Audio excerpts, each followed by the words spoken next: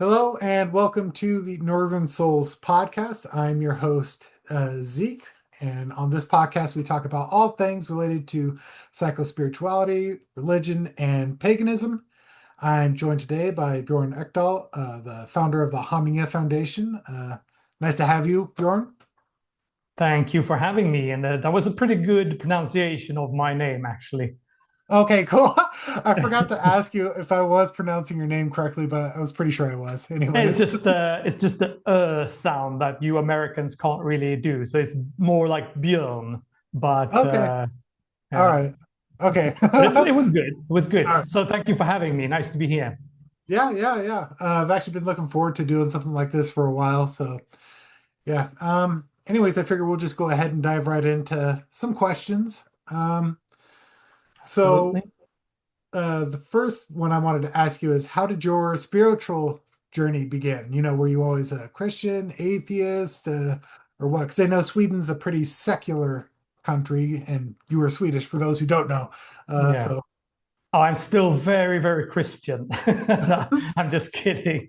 Well, I have Swedish parents, and just like so many other Scandinavian kids, I grew up in a completely secular home. No one in my family or among my relatives is a Christian or were a Christian or even care about religion or spirituality at all. Uh, if someone in my upbringing, if someone mentioned God, it was more like, what the hell are you talking about? And people around me used to laugh if we saw, for example, American TV shows or documentaries where people were praying before dinner or, well, not very nice maybe, but yeah, Christianity and religion is not very common in Scandinavia. And Sweden is also an extremely secular and profane country, most likely the most secularized people and country in the world. mhm. So you're not really, when you grow up, you're not really confronted with religion at all anywhere if you don't want to. So I haven't had a religious upbringing. I've never had any Abrahamic values or worldviews forced on me, except the fact that we live in a country that historically was Christian. So there is, of course, a Judeo-Christian context in a sense, subconsciously to a certain degree. And on the other hand, this is where gets a bit double-edged. I've lived the lion's share of my teenage years and my adult life in Catholic countries, in Spain and France. And there, Christianity has, of course, been very present. Mm. But even though my family doesn't care at all about religion, I've always been very spiritual and always been a seeker, not religious, but spiritual, always. Mhm. And my family has never really understood that part of me. But I remember when I got a bit older that I used to visit churches in Spain and Paris on my own initiative to try to get all those answers I needed at that time. But Christianity has never been able to give me those answers. I never felt that things felt clearer or that I understood the world after some priest or something had tried to explain to me.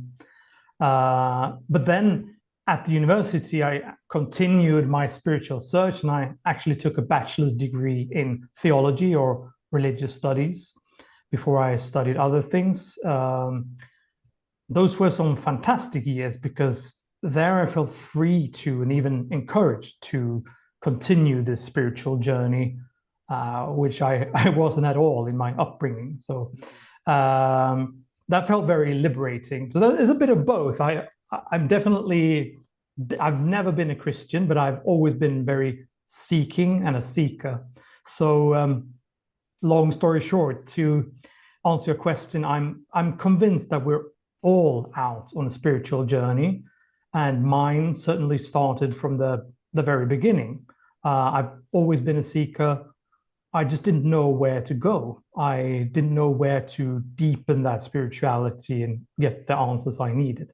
So I took things in my own hands and started searching for those answers myself.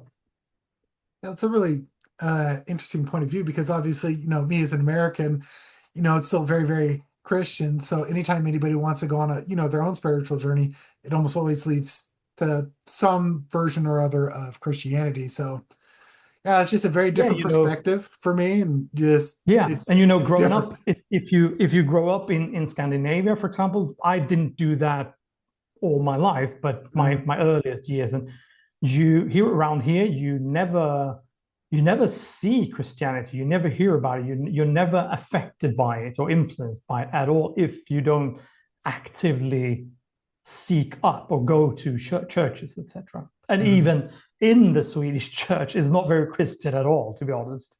Yeah, like how so, if you don't mind me asking? Well, maybe we shouldn't get too political, but it's the Swedish church was separated from the state in 2000. So officially, Sweden is secular since 2000, but it's been very secular since long before that. But so after that, the Swedish church has drifted very far from, according to me, what I think Christianity is. Mhm. And nowadays, it seems to be much more about other things than Christianity itself. So yeah, even if you go to a Swedish church, you don't hear much about. There's not really very Christian sermons, etc. Huh. That's wild. This is just really difficult for me to wrap my head around, just yeah. Yeah, I can imagine. Uh, okay. Well, well, I figure that leads us right into our next question, which to you, what is paganism and how did you get to, well, you kind of touched on it, but how did you get to where you're at today? Yeah. First of all, paganism isn't a very good term, simply because it can basically mean anything. Hmm. Any spirituality or religion that is not Abrahamic. Hmm. And to say the least, that's quite wide. But if we're talking about the Indo-European pre-Christian spirituality and traditions, like the Norse, the Celtic, the Hellenic, etc., then I'd say that paganism is one part animism. That's to say, the belief that everything is alive and permeated by a life force, and one part more structured polytheism. It's funny, speaking of Christianity, that already in the first commandment, the Christian God actually admits or acknowledges polytheism. He says that you shouldn't have any other gods next to me, or Because he is so. I jealous. mean, already not many Christians think about that. That already in the first commandment, he actually acknowledges polytheism. Hmm. You just shouldn't have them as high up as himself, the Hmm. other gods. But so yeah, animism and polytheism, a bit more structured. That's, according to me, what paganism is. I often say that we're all pagan by instinct, Hmm. because when it all comes down to it, when we start looking for those answers, we realize that the answers were always right there in front of us and around us and within us. So, in that sense, paganism is life, the world, the cosmos itself. It's not something else. So, the eternal natural order that structures existence, and our willingness or unwillingness to feel and understand that and live with it. So, paganism to me is to seek our true self, what we really are, and align that note or tone in the great song. So again, it's important to remember that paganism isn't something else than life itself. It's not something transcendent like in the Abrahamic faiths, that it's something beyond us, or something separated from me. It's basically within me. Hmm. Yeah, no, actually, once I started joined the Hamingja Foundation and actually embracing a somewhat animistic with the polytheistic perspective, that's when things like really just exploded Yeah. and made so much more sense to me. Um, You, yeah, and you then also you also asked how I came to where I'm at yes, today. yeah, Um, that's of course so many things that took me here, but to become a quote unquote pagan. But I remember a physics class in high school when we learned about the first law of thermodynamics. That that law says that energy is neither created nor destroyed. It can only mhm, be transformed into different shapes. mhm, And I remember when my teacher said that, something just, yeah, clicked. I was like, but that means that even physics says that we are in fact immortal, mhm, that the energy I am right now, or I consist of, has always existed in one way or another mhm, in various shapes. Um, that really hit me hard. And I realized that, okay, that's great, because then I don't need like religion to be spiritual. mhm, I can look wherever I want. I can look at physics, I can look at mathematics, I can look wherever I want, and I will see this eternal natural order. So I can even look at physics and see immortality, etc. mhm. So again, the answers were always right there. We just Yeah, need to open our eyes. yeah. No, yeah, that's what I started realizing is when you actually start really looking into uh science, at least the good honest science, is how it's really not opposed at all to No, paganism. Like we don't have to get into arguments or justify not ourselves. at It's just all. about observing the natural world. No, I mean, you know that I've often said that one plus one will always be two, no matter if you believe it's three or four or five or whatever you want. The Mhm, eternal natural order will be there no matter you want it or not. mhm, You can, so that's why, yeah, again, like you said, it doesn't, physics or science doesn't oppose spirituality. Not at mhm, all. It's right there. mhm. Yep. Um, okay, well, moving on then. I think probably the biggest question is what inspired you to start the Hamingja Foundation? Yeah.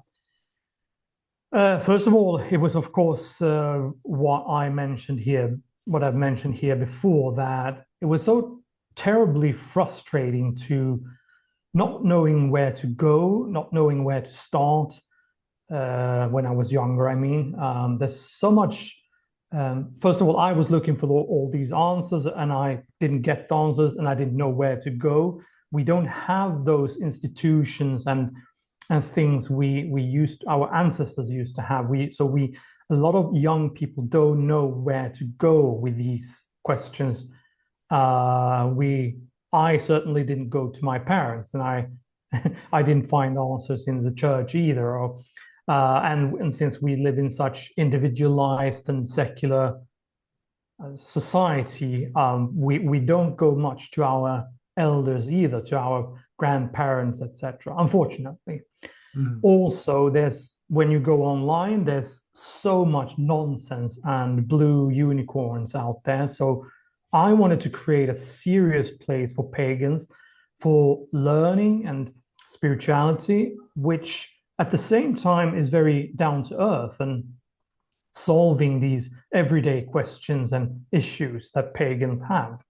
mhm, So I really want to emphasize that paganism, again, is life itself. So it's not some kind of hocus pocus far away. So that I wanted to create that place. And I've also started platforms for mentoring youth. And I'm about to start one for religious trauma too. So I see how much is missing out there: purposelessness, poor mental health, desire for spirituality, spiritual growth. and yeah, people looking for meaning. So I wanted to change that. And many years ago, I remember I used to write very long comments on pagan YouTubers, the videos on YouTube. I used to elaborate and dive deeper into those topics that they brought up. And and I often, for example, used etymology, etc., to explain where all these things come from. And so that's what I did. I wrote these long comments, huge comments on YouTube, and I realized that those comments were popular. They were appreciated, and some people told me, "Why don't you start a podcast?" So I did. That's how it started. I started the Hamingja podcast, and then in addition to that, it became a pagan community. And now we're soon also launching the Hamingja membership platform Mm-hmm. to advertise myself. It's where people can do real spiritual transition journeys, and where they get access to these most in-depth and hands-on pagan courses and content in a very everyday and warm community, because spiritual growth shouldn't be strange. So Mm-hmm. that's what I wanted to do, and that's what I'm doing. Okay. Yeah. Well, I mean, you kind of already answered this question too, but ultimately, what's your big goals for the Hamingja Foundation, and what do you hope to accomplish with it specifically? Because you just mentioned that you're going to be launching it soon, so can you elaborate Yeah, on but that let some more? me advertise a bit more. So Yeah. no, but the reason Hamingja exists, our purpose is to help people navigate toward natural and purposeful living. And we do that with everyday pagan spirituality. So the goal is, of course, to create this place where pagans get help to find self-aligned living, purpose, meaning, to align with something bigger than themselves. And yeah, we want to do that in an everyday way to solve real headaches that pagans have. And they come to me every day and ask these things. So I thought, why not create this place where all those answers are? Mhm. Um, and again, I see how much is missing out there, what people lack. So people are longing for something else and something more. And it felt like it was my dharma to build such a place. So basically the goal is to build a community and platform that provides all those things we need for a healthy and spiritual life. Mhm. Well, I mean, That's the goal. I can say I've found that with the Hamingja Foundation, as I'm a member, and for anybody who's curious, I can say you got pretty good advice, my friend. So I just want to put that out there, put my 2 cents in, and say yes, he does know what he's talking about. Yes, it is helpful. It's not him just saying stuff. So Yeah, but I think again the goal here is to create a community and a place where it's of course very serious. It's of course based on the sources, on a lot of research, years and years and years and years of research. But at the same time, why do people have to have either one or the other? Like either it's just hocus pocus or it's these dusty books. Mhm. So I wanted to create a place where you can actually do a spiritual transition journey in a completely normal way. I mean, I live a perfectly normal life. I have normal jobs. I've had a great career. Um, there's not very many strange things about me. I'm no guru or nothing like that. I want to show that completely normal people are pagans, and I know how many other people want a place like that, a community like that. So Mhm. yeah. Yeah. Yeah. Well, like I said, I mean, it is a really warm community, and you know, yeah, the biggest issue for me before I found the Hamingja Foundation was kind of what you touched on with how do you deal with like the everyday kind of stuff, because beyond the Hamingja Foundation, I just really haven't found a whole lot that talks about it at all. I guess maybe it's just not as sexy and appealing to talk about boring everyday life stuff, but it is just Yeah, as but important. again, you find, I mean, you find a lot of YouTube channels. Maybe you find some kind of community. Maybe you find some Facebook group. But I wanted to put all those things together. Hmm. Like you have these really deep diving courses and content, and we have documentaries. But you also have our community, which is very like very laid back and very warm and forgiving and yeah.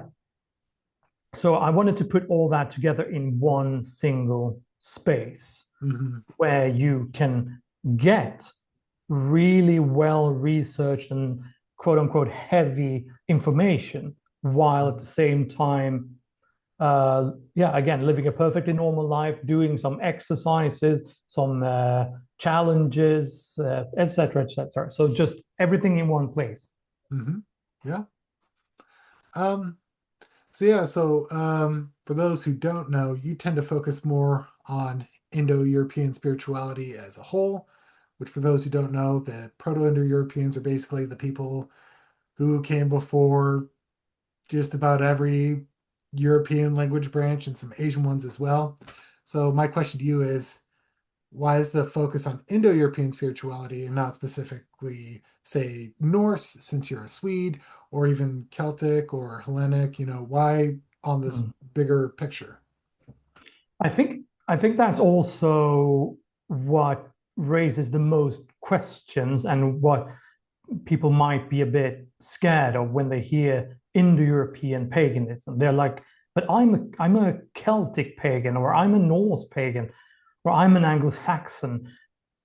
So and maybe they don't really recognize what Indo-European paganism is. But what I wanted to do is to show all these people from the Indo-European branches that we too come from somewhere. We Mhm. have roots. All this that we believe in and how we view the world, it comes from one root or one source. And that was people out on the, yeah, the, you can say, the Ukrainian and Russian steppes where all this comes from, and those people migrated into Europe and down to India and Persia or Iran, and the reason I want it to be, I mean, if you're a Norse or Celtic or Anglo-Saxon pagan, etc., you will definitely recognize everything. You will feel very at home, simply because this all stems from one source. Mhm. And I wanted to use the fact that, well, in all humbleness, I do know quite a bit about these things. And I wanted to use that to help, for example, a Norse pagan to see, oh, I can learn even more, I can understand even more by looking at the other branches too. Because if you're a Norse pagan, there isn't really that much to go to when it comes to sources. Plus, many of those sources are written by Christians, etc. So, people who want to learn more about their Indo-European branch, like Norse or Celtic, they can actually learn much, much more by looking at the bigger picture. Um, yeah, like I said, where everything comes from. That Mhm. makes it much easier to see patterns and structures, which makes it easier for example, a North pagan to understand, how am I to pray? How am I to perform ritual? Well, we can look at the bigger picture and we can take it from there. So Mhm. that's why I wanted that approach, an Indo-European or like a pan-Indo-European approach, Mhm. rather than like you find a lot on Facebook, etc. Yeah, you Norse pagans, etc. But if you really want to dig deeper and you want to understand more, then that's why I do this Yeah. approach. Yeah. Yeah, because I can say like that's been really helpful for me. Even, I'm being exposed to things that perhaps aren't strictly Germanic in origin, Mm. it's related, and when you see it happen from different perspectives, that's what's helped me like understand it so much more deeply, and like not just be able to intellectualize it, but actually feel it and internalize it. So yeah. What we do too in Hamingja is, of course, that if you are a Norse pagan, we of course say that yes, we look at the bigger picture, and yes, there are definitely cultural differences between these peoples, but we can learn much more about ourselves if we also look at the bigger picture and see what they all have in common. Mhm. Um, and when doing that, we also show that then if you want to do this in a more only a Norse way, well, then you can adorn or garment this in a more Norse or Anglo-Saxon or Celtic or Hellenic Roman way, so to say. So we Mhm. inform about that too. It's not Yeah. that we it's not that we create some kind of porridge of like everything at one time, but Mhm. we also show that yes, there are differences, but if we look at the bigger picture, then you'll learn more. Yeah. Yeah, because like to use an analogy, it's like I just view the different Indo-European branches as cousins. They're all cousins, and you can see that they're all similar. You can probably tell that they're related, but at the same time, you can still tell that they're different in their own person, Absolutely, yeah. Yeah. And if you, for example, if there's something you don't, because there is a lot we don't know about. For example, how did ancient Germanic peoples do this or that?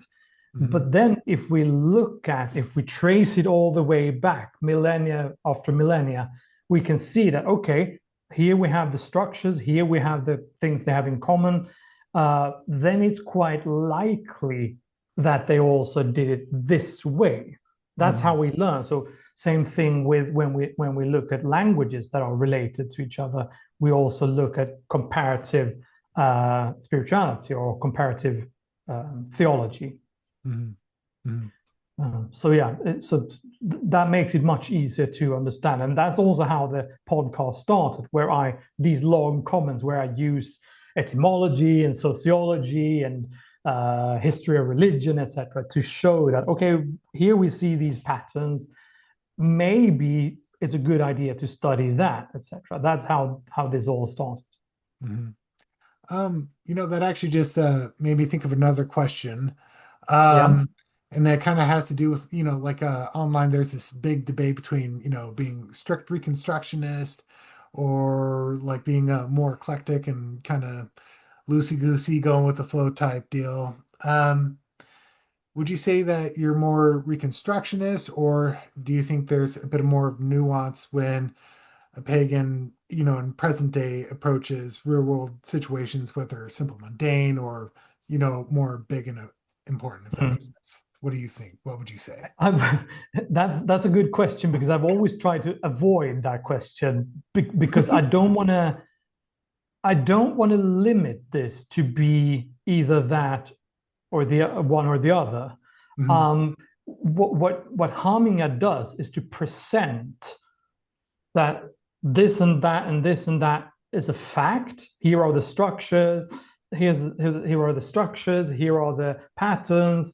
Here are the similarities. Here are the differences, and we present that. We place that in front of the seeker, so to say, Hmm. the person or the member, and that way, I don't want to tell people exactly what to do, if you understand what I mean. I just Yeah. present that this is what you can learn, and then you take that knowledge and you build upon that. So I'm trying to avoid that question a bit. Not that I'm afraid of answering it, but uh, I mean, after all, there are so many things we cannot say definitely that they did this like that. Hmm. So in a way, it's impossible to be. Yeah, somehow it's impossible to be reconstructionist, but it's also sometimes useless to be the other to take the other side, if you Hmm. understand what I mean. I don't know if I'm answering your question here, but But I'm trying to, yeah, of course, like when we study etymology and linguistics, they are of course reconstructed. Mm-hmm. That we take this long chain of words all the way back, and then we make a claim that, well, then it, based on that, we have 15 or 20 other words that confirm this, well, then it should be like this, most likely. And that's what I'm also trying to do in spirituality, that if there's something we don't know about one branch or another, then I'm trying to present that information and those structures, patterns, without telling that person then, now you have to reconstruct this like that. Mm-hmm. If you understand what I Or mean. else. No. Exactly. Yeah. Yeah. Yeah. No, I actually really like that approach. And yes, that was a good answer. So I don't think you were avoiding the question. So you were Yeah. answering it. So No, but it is a bit of like a, what do you say, like a charged question. Like there's so people put so much into that. Like, are you this or are you that? And I have a problem with those kind of people nowadays want to label so much. And yes. what we do, what I'm trying to do, and what Hamingja does and has done for many years now, is to show, do you see these patterns? Do you see these structures? Here you go. Then now from that we can also create our prayers, or we can, because we have, by looking at all the branches, we have much more evidence and likeliness that what we do is actually correct. Mm-hmm. Mm-hmm. Yeah. Then if you want to call that reconstructionist or whatever you want to call it, then so be it. I'm trying to avoid to label myself that way. Yeah. Well, like I think that's actually a really healthy approach because throughout my spiritual journey, I've kind of bounced from just listening to one guy and taking everything Yeah. he says as, gospel to then just going to a hardcore reconstructionist. And again, as I've said so many times in the community, that 99.9% of all pagan spirituality was uh, domestic, or it was personal and private and individual, Mm-hmm. while a small fraction of a percent was public and like gospel, like how you had, or like an orthopraxy, like how you had to do things. So even if I tell people that this is how they did things, that would be incorrect, because our ancestors, they all practiced. That's why it's better to say perhaps paganisms in plural, Mm-hmm. because it was, most of this was personal and individual. Each Mm-hmm. family had its own half religion, so to say. So it doesn't really matter. Yeah, it would be quite useless to tell people. We can tell people that this is what they did, etc., etc. And this is also how the more public and structured rituals and prayers, etc., offerings were performed. But that doesn't mean that everyone has to do it that way, because our Mm-hmm. ancestors didn't. They Mm-hmm. all had their own private domestic religion. Yeah. Well, like just thinking about it historically, it's like even over time we can see how practices changed. They weren't static over time, so it just seems like a much more practical and realistic way of I think, handling like things. Democritus said, that a man cannot step down in the same river twice. Mhm. I think what a lot of pagan experts online their problem is that they're trying to do something that is impossible, because, and it's not very useful either, because if you're trying to focus on the exact water that hit one person's knees when he stepped down in that river, then you won't see much. Well, you definitely won't see that water today, because that's long gone. What Mhm. you should focus on, maybe this is what a better way to explain what we're trying to do, is that instead we focus on the riverbanks, and we focus on the fact that we're still in the same river. It won't be the same water, Hmm. and it will never was, because this has been going on for millennia. So of course it hasn't been done the same way, but we can present a certain likeliness and the riverbanks Hmm. on how to actually why you're stepping down in that river, not the same water, but in the same shape. Hmm. Yeah. Well, I really like that approach because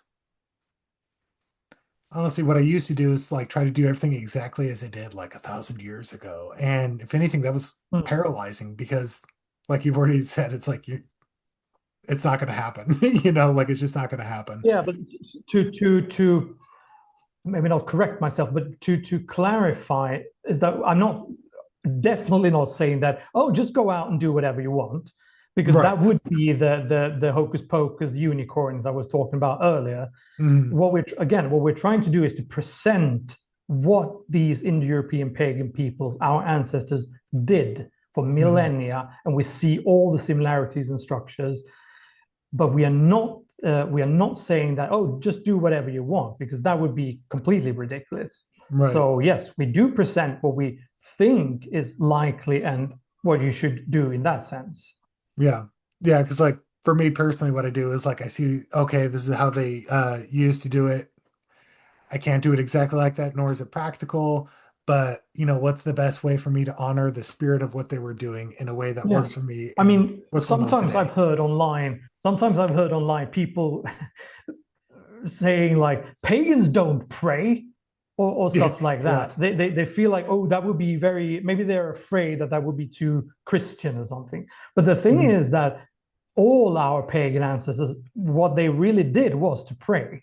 And what we can do is to present that in all these Indo-European branches, the prayer itself is structured in basically exactly the same way Mhm. between like the Indians, the Persians, the Anglo-Saxons. They have a certain structure to their prayer, and it's built upon reciprocity and guest friendship, Mhm. and a welcome in, and then you present a gift, and you're gifted back. Mhm. We can present that. Uh, so that's why I don't want to label myself. Some people just say pagans don't pray, and they call themselves experts, or they have some kind of label, and that to me is just ridiculous. Mhm. Yeah, I think it's because their conception of prayer is Abrahamic in that, you're Yeah, on your yeah, knees, hands clasped, and you're begging yeah, for something and not giving anything in return. So I think that's mostly their hang up and they just misunderstand the point. yeah. I think things like that come from the fact that, again, you have, either you find the unicorn, like do whatever you want, paganism, or you find these so-called experts saying like pagans don't pray or things like that. They just make these things up, and because yeah, and so I want a place where we're always based. Everything Hamingja has ever claimed is based in sources, and Mhm. always, and in very thorough research.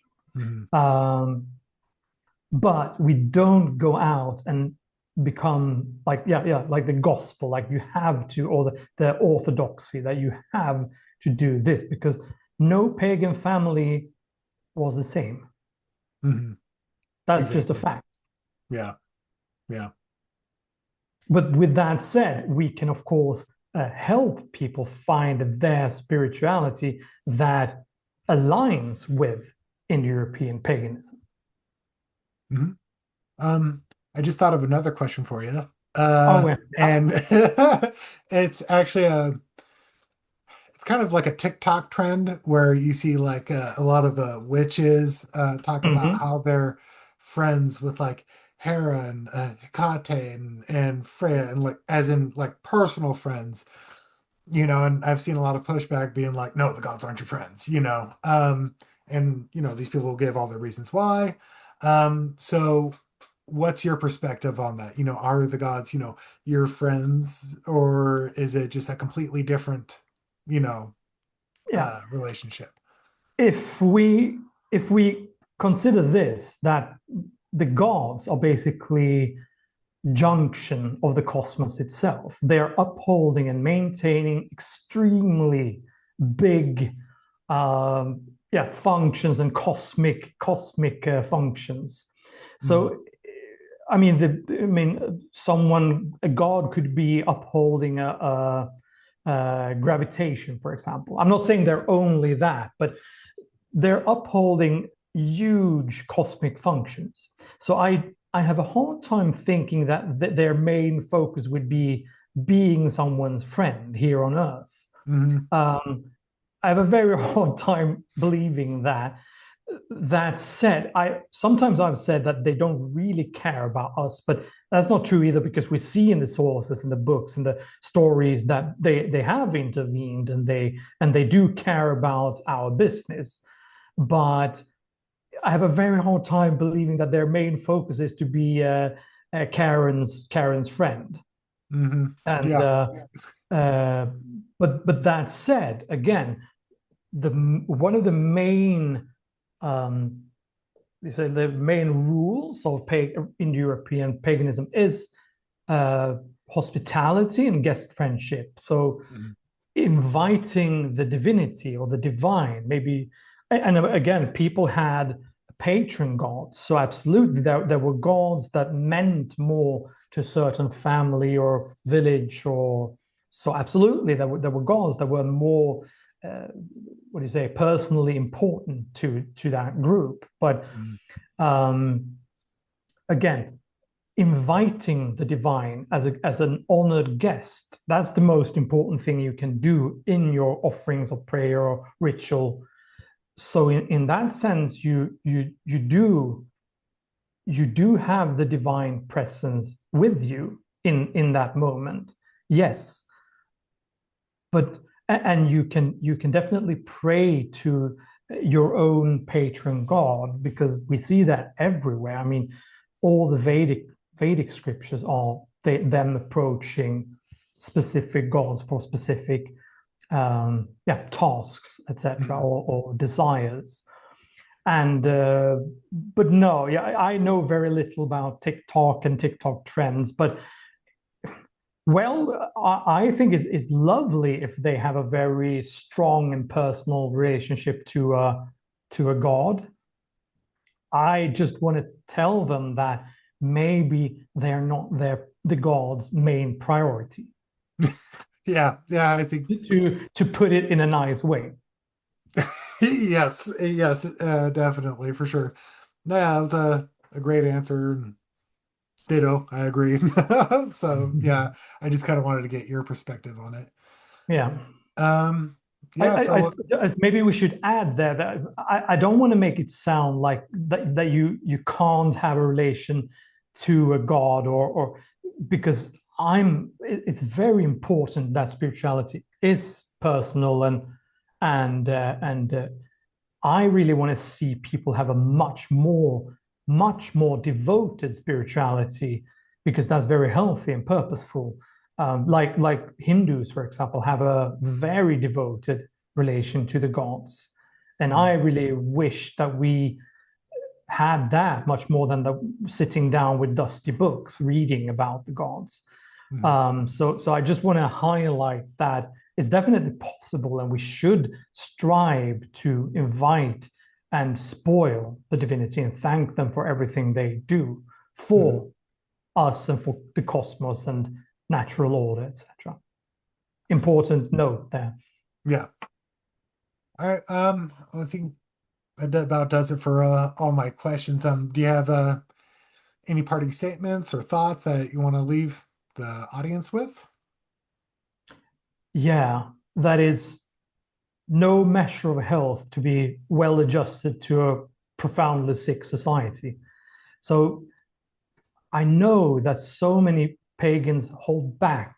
They don't really dare practicing their spirituality deeply and openly, and that's not an easy thing to do.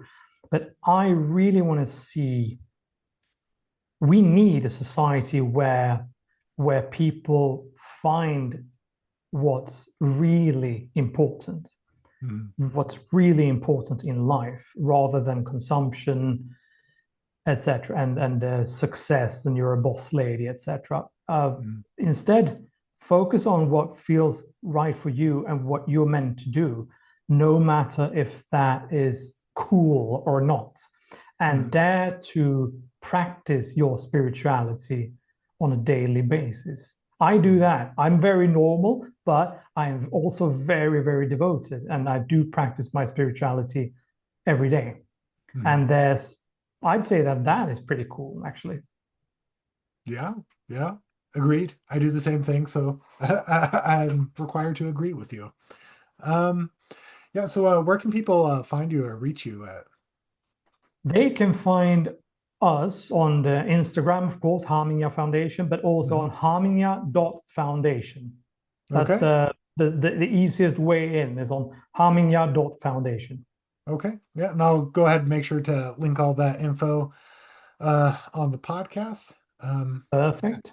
Anyways, I think that'll about do it for today, and we'll see everyone next time.